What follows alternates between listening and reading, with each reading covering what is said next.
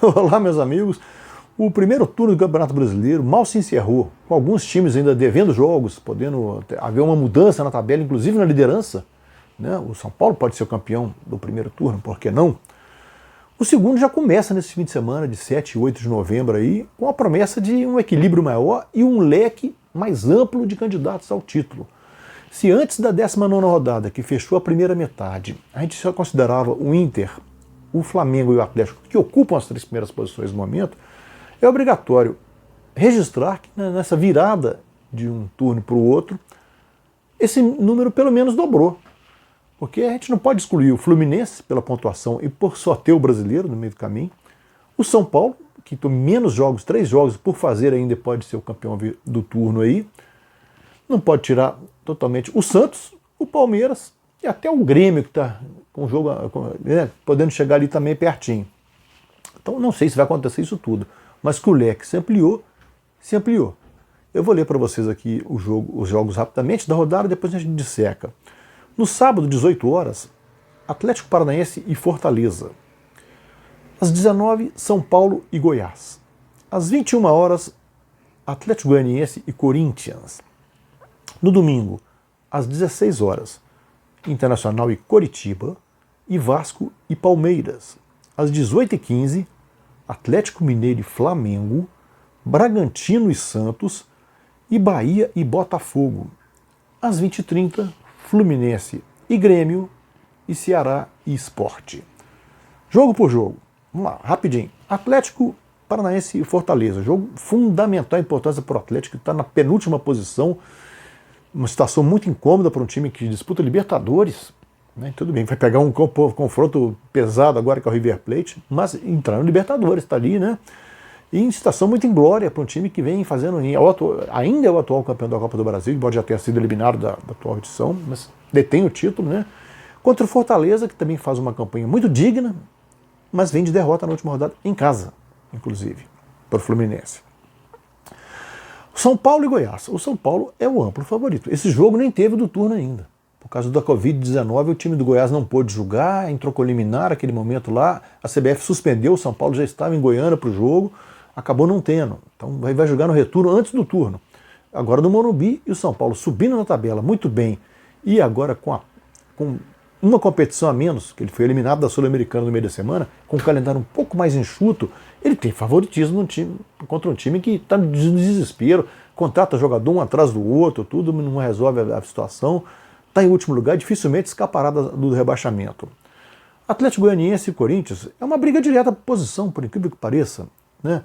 O Atlético Goianiense ainda está 2 posições atrás, mas se ganhar passa o Corinthians. E nenhum dos times está muito confiável, porque o time de Goiânia está sentindo o pique da remada, não aguenta aquele fôlego até o final, já começou a ficar um pouco para trás na tabela, não tem elenco para poder lutar muito. Se ele conseguir se manter na Série A, já será lucro, já será muito bom para ele. O Corinthians agora só tem o brasileiro. Né? O Corinthians não tem mais Copa do Brasil, não tem mais nada. Ele tem o brasileiro, ele só pode se preocupar em se aprimorar, treinar um pouquinho e conseguir fôlego para poder terminar a temporada numa colocação até mais digna e lutar por posições melhores, quem sabe uma posição até beliscar uma Libertadores, um 8º, 7º ali. É a missão do time do Corinthians agora com Wagner Diniz. No domingo, Internacional e Coritiba, o Internacional ainda é líder, ele pode ser ultrapassado pelo São Paulo, né, e pelo Atlético também, porque o Atlético tem um jogo a menos do turno, e o São Paulo tem 3, mas está ali ocupando o primeiro lugar na tabela, porque os outros têm que ganhar os jogos também que faltam. Ele está numa fase boa, ele pega um time que está lá embaixo, na zona de rebaixamento, tem a obrigação de vencer em casa também. Vasco e Palmeiras é um jogo caprichoso para o Vasco. O Palmeiras foi campeão em 2018 em cima do Vasco. E está no momento bom, em seu melhor momento no ano. Acaba de trocar de técnico, sem trauma, sem nada. O Andrei Lopes passou o bastão, com um time muito bem recuperado e fazendo muitos gols para o Abel Ferreira. O Abel Ferreira, português, agora num duelo de português com o Ricardo Sapinto, tem essa vantagem de poder mexer no elenco, ter um elenco muito superior. O Palmeiras, mesmo jogando em São Januário, é favorito. 18-15, o grande jogo da rodada, em princípio. Atlético Mineiro e Flamengo. Porque é uma briga direta por posição também. Né? O Atlético está em terceiro com um jogo a menos. O Flamengo é o segundo. O Atlético ganhou do Flamengo na estreia do Brasileiro no Maracanã. Era a estreia do Domenech Torrentes. O Jorge Sampaoli, o time dele não vence nos últimos 6 rodadas, só venceu um, e venceu o Goiás, que é o lanterna. Vem de 4 jogos sem vitória no Brasileiro. Vem de resultados ruins, vem de derrota por 3-0 feia para o Palmeiras no Allianz Parque. E o Flamengo está levando muito gol. São dois times de defesas muito expostas, de uma produtividade alta, ofensiva, de muitos gols, brigam pela artilharia do campeonato, mas também levam muitos gols. Então é um confronto interessante até por isso. Quem se dará melhor no contra-ataque? Quem correrá mais risco? O Flamengo tem melhores jogadores que o Atlético. Tem um elenco superior, mas o Atlético também tem só o brasileiro por disputar. E anuncia mais uma novidade de contratação, que é o chileno Vargas, o Eduardo Vargas, que começou muito bem na Universidade de Chile, sob o comando do Sampaoli, conhece bem o Jorge Sampaoli, passou discretamente pelo Grêmio, não se destacou, foi para o Valência, ficou pouco tempo e foi para o México, no Tigre, joga no Tigre há anos, né? Lá é ídolo, tudo, mas agora acaba de acertar com o Galo um contrato por 2 anos, uma boa contratação. É um bom jogador, ocupa todas as posições do ataque, dá uma opção a mais aí para o carequinha Sampaoli aí, que o conhece bem. É um jogo interessante, é o melhor jogo da rodada em princípio. Bragantino e Santos, confronto paulista. No primeiro turno, o Bragantino conseguiu um empate no finalzinho do jogo, na Vila Belmiro, já quase nos acréscimos ali. É um time que subiu um pouco em termos de rendimento, mas não de colocação, está na zona de rebaixamento, contra o Santos, que agora está com a fumacinha até de brigar por Libertadores.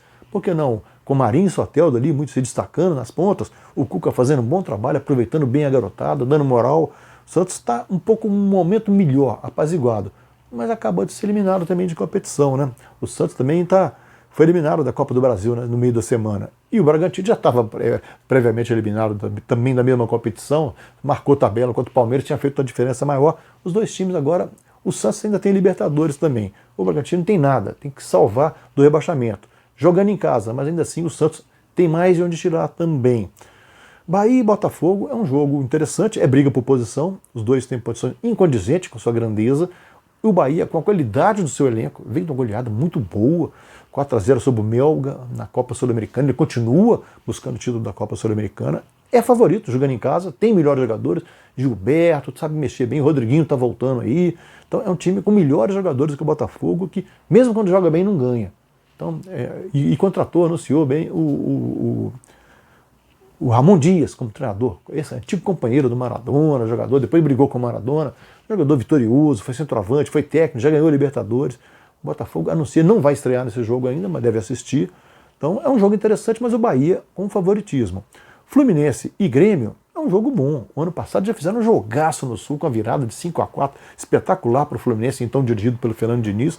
O Grêmio está precisando se justificar no Brasileiro, já deu uma subidinha na tabela, está tentando chegar mais na turma da frente, onde já está o Fluminense, que é a grande surpresa da competição, e só tem o brasileiro pela frente. Isso é uma grande vantagem.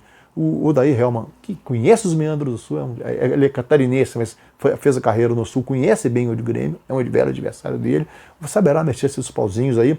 Eu vejo até o Fluminense com um pouco mais de chance aí. Ele tem ganhado esses jogos-chave no Maracanã, tem feito bons resultados, o Fluminense é uma grande surpresa positiva da competição. E Ceará Sport, um duelo nordestino, o Ceará em melhor condição, não está melhor, mas é uma briga direta de posição, está em pior condição, mas o Ceará está empolgado pela classificação na Copa do Brasil aí, está nas quartas de final, é um time um pouquinho melhor de jogadores do que o Sport, embora o Sport esteja na frente, largou bem sob o comando de Jair Ventura, depois cedeu resultados, mas conseguiu uma boa vitória na última partida aí, o Thiago Neves começa a se entrosar com o time, outro jogo interessante da rodada aí. Vamos aguardar, ver o que vai dar, né? É isso aí, meus amigos, fique com a gente, um abraço.